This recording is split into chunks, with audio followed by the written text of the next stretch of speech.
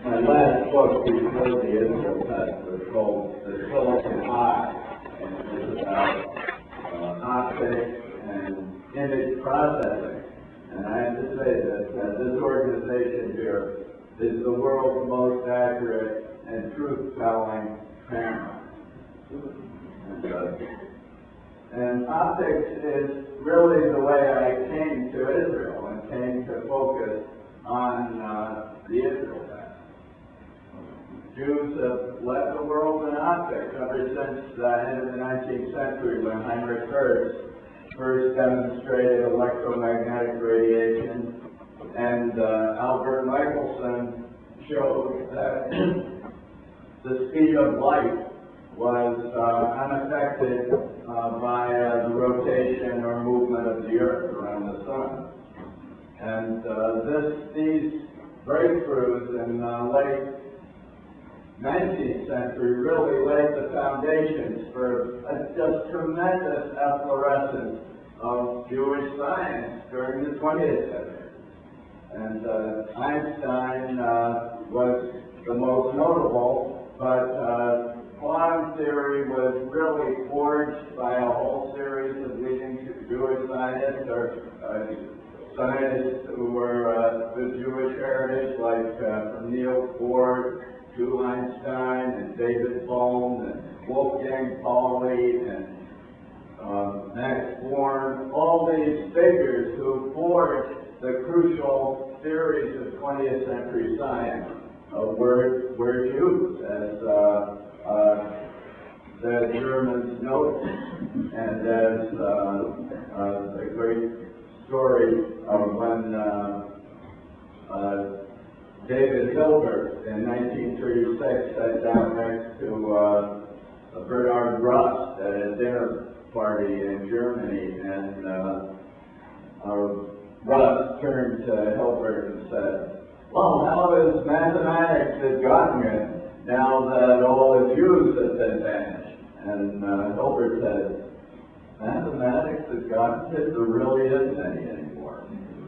And this does express the amazing dominance of Jews in 20th century science, a real miracle, which wasn't always true. 19th century science until Hertz and Michelson was dominated by Scotch and Germans, really. British scientists like Lord Kelvin and Maxwell and Newton and all the figures we know. And in 1909, Chaim Weizmann gave a speech in London, to raise money for Technion, the new technology and science institution in Israel. And his chief problem, as he told the audience, was that there were no Jewish scientists available to man the faculty at Technion. That really, Jews had not had a great influence on science, he said, in 1909. The chief Jews with intellectual impact, he said, were Marx and Spinoza. And he said there were virtually no practical Jewish scientists. And he was apparently unconscious of Einstein's Annus Mirabilis in 1905. But still, he did reflect the fact that 20th century Jewish science was a kind of miracle. And it really did change the world, and change not just science or just technology, but the politics of the world. This book that I wrote, the Israel Test, really came to me as almost a miracle. I really started focusing on it on December 3rd of 2008. And at that point, there was this HaTorah had a meeting in Toronto in which they invited Caroline Glick and Robert Allen. And I decided to write a book by that point, and I got some notes. But I especially wanted to meet Robert Allen and Glick. And so I flew up to Toronto in the morning for what I gathered to be a day-long conference beginning at 8 a.m. and discovered that the synagogue there where the conference was to be held was totally closed, and it was impossible to get in. And I waited till 10 and discovered it was 8 p.m. But it was there that I broached to Caroline Glick the theme of the Israel test, and which was how do you respond to the excellence and accomplishment of others? How do you respond to people who excel you in wealth creation and inventiveness and creativity in service to the world? Do you envy and resent them and try to tear them down? Or do you affirm and admire them and see their successes as opening new opportunities for you and for others? This really is the great division in the world. This is a test that pleases all of our hearts. All of us have faced this challenge of how we respond to people who excel us.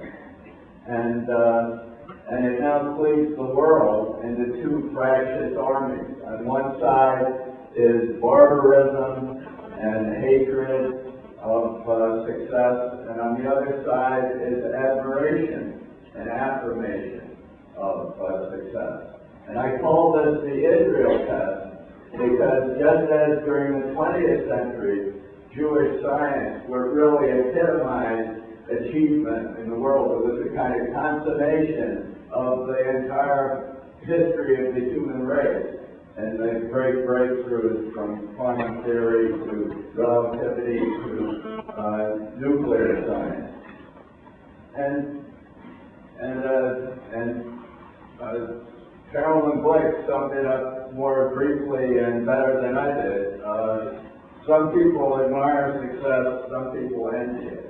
The enviers hate Israel. And this really was the heart of the matter, because all my previous books about economics had focused on whether you see economics as chiefly a zero-sum game, where the gains of one group somehow come at the expense of other groups, or when you see economics as a positive spiral of gain, where the successes of one create opportunities for others. And this really has been the heart of my economic theory. And so in December, when Carolyn Glick affirmed my basic thesis, that here was this great reporter and editor, and before that military advisor to Netanyahu, when she immediately came forth with a pithy assertion of my theme, it gave me the confidence to really write this book. And I wrote it within 6 months, wrote it and researched it, did a couple trips to Israel, all within that time. And I believe that as I wrote it, I was haunted by my father. My father was a student at Harvard in 1936. He was editor of the Crimson and a great figure in his class. And after graduation, he and David Rockefeller made a trip to Germany. And traveling in Germany, my father heard Adolf Hitler speak. And he got curious about Adolf Hitler and read Mein Kampf, and came back to the United States determined to persuade anybody he could that Hitler could not be appeased, that this person had to be